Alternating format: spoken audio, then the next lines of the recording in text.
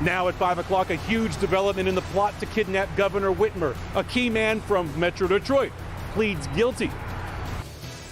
When the big floods took over Metro Detroit last year, it was neighborhoods just like this one here near the river that really suffered the most. Now there is a new plan to help keep these basements dry.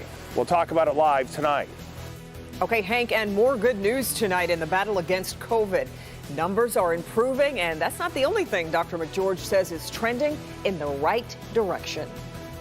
Live from downtown Detroit, home of WDIV and Click on Detroit, Local 4 News at 5 starts now. And we're going to begin at 5 with a family search for a missing 75-year-old man with dementia coming to a horrifying end.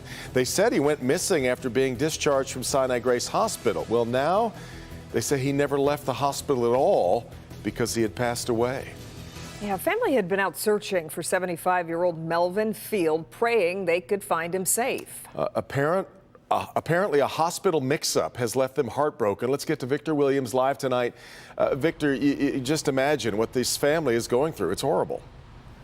Yes, it is absolutely horrible. This is an outcome that family members did not have in mind, and now they just want some answers. We are searching endlessly. Renee Prevost couldn't hold back the tears over the phone, recently finding out her father, 75-year-old Melvin Fields, passed away the exact same day he was supposedly discharged from the hospital. Turns out, he never left. Someone called me from the hospital. He's like, I really hate to be the one to tell you, but your dad passed away in the hospital on Friday. Just yesterday, Renee and other family members literally walked door to door in the area of McNichols and Hubble, asking if anyone had seen the senior with dementia. Sadly, he's now been found, just not like loved ones had hoped. Even that lady at the information desk this morning said, he's been discharged, ma'am. Renee says the hardest part has been explaining to her children what happened to their grandfather. They're like super upset. You know, they were part of the people out looking for him. And just like Sunday, they still want the hospital to take some major accountability. We just want the hospital to be held responsible.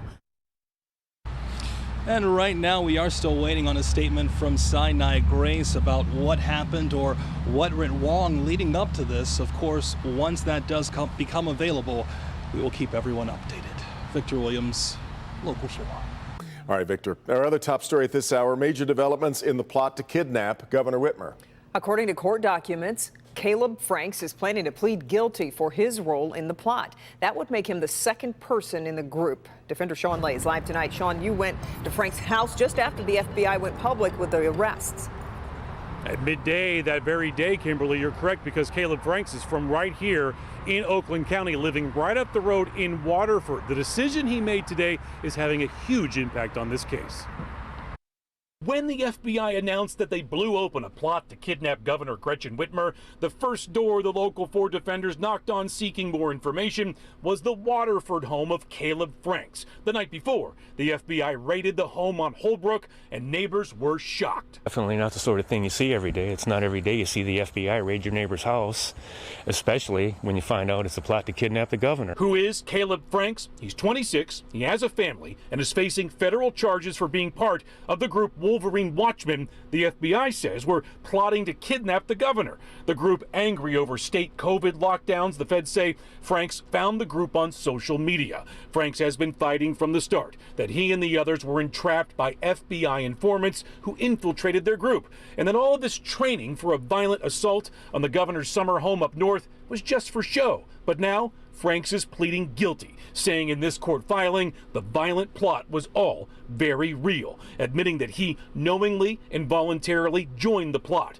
For pleading guilty, Franks may get a lighter sentence, but now he'll testify against the very people he trained with: Adam Fox, Barry Croft, Daniel Harris from Auburn Hills, Brandon Caserta from Canton, dropping this major bombshell on the eve of their trial next month. Back here live March 8th is when the rest of the men go to trial, and now federal prosecutors have two of these defendants who have pled guilty, who will testify against the other men. The first man to plead guilty is Ty Garvin. Kimberly, he's from Heartland. Sean, it's interesting that so much of this that you're reporting took place right here in Metro Detroit. That's right. So Caleb Franks from Waterford, he actually met another defendant from Auburn Hills, Daniel Harris, at a protest in Auburn Hills. And Franks says in his court filing pleading guilty today, that's when his involvement began. Yeah. Okay. Sean, thanks. Let's turn now to the coronavirus numbers just in from the state. This downward trend continues. 9,898 new cases over the past 3 days. So the average right now, a little less than 3,300 cases a day. State also reporting 38 more COVID deaths over that same 3-day period. And the 7-day moving average of new cases is falling dramatically. 3 Mondays ago, we were averaging 15,000 cases per day. Today, that average sits just above 5,500. Let's bring in Dr. Frank McGeorge to give us some context on these new figures. Yeah, Frank, this is more good news. Yeah, definitely, Kim and Devin, especially because it is in line with the large drop that we saw at the end of last week. Now, of course, these are weekend numbers that are usually a little low, but it's frankly following what we are seeing in the hospital. Now, one thing I want to quickly mention is a question that I've heard from several viewers, and that's whether the increase in at-home testing, particularly the ones that are sent out from the government, could be affecting the numbers, since most of those results go unreported. Honestly, I don't have specific data on the effect, but I would bet it's actually minimal. And I say that because we've also seen a drop in hospitalizations as well, and that would not be affected by home testing.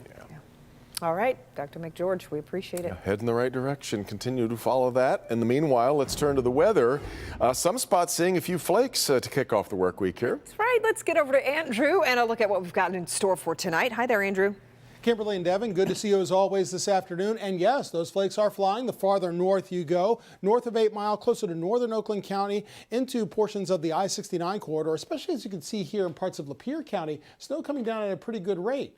Now, there's some more snowflakes off to our west, which I'll show you in a second, but for right now, the slipperier conditions are stretched from Fowlerville over to Fenton, the Lapeer area, and also into Sanilac County. So be careful with a few slick spots that are here and there, especially in those areas. You can see some lake effect snow to our west. Some of that may straggle in here as we go through the rest of this evening.